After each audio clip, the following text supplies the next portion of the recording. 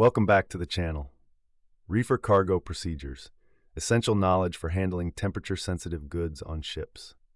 Reefer cargo, short for refrigerated cargo, includes everything from fruits and vegetables to pharmaceuticals, meat, and frozen fish.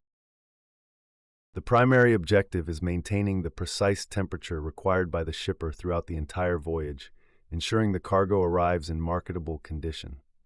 The first critical step is pre-trip inspection (PTI) of the reefer units and containers. This involves checking the unit's structural integrity, ensuring the refrigeration machinery is functioning correctly, and that the insulation is intact.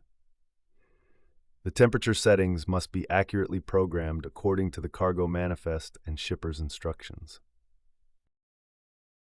Different cargoes have different needs. Some require freezing temperatures like -25°C, while others, like bananas or avocados, require a chilled temperature and often controlled atmosphere (CA) to manage ripening. Once loaded on board, continuous monitoring is paramount.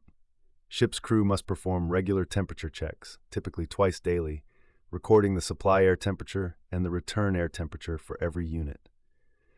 Any significant deviation is a red flag requiring immediate investigation. For integral units, where the cooling machinery is built into the container, the power supply from the ship's system must be stable and consistent. For porthole containers used in older, dedicated reefer ships, the ship's refrigeration plant circulates cold air through the holds and must be meticulously managed. Ventilation is another key concern, especially for fresh produce, which is living cargo and produces heat, moisture, and ethylene gas.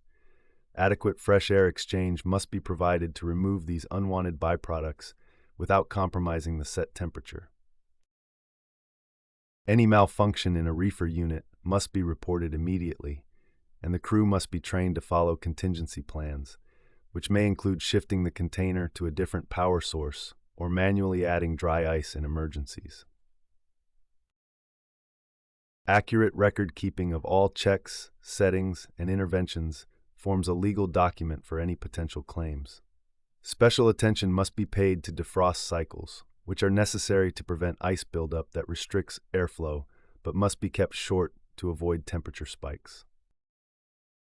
Cargo securing must allow for unrestricted airflow around the container's T-floor and through the cargo itself.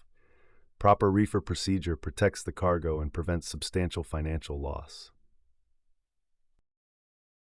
If you found this video helpful, please give us a thumbs up, hit the notification bell, comment, like, share, and subscribe for more insights. Thank you.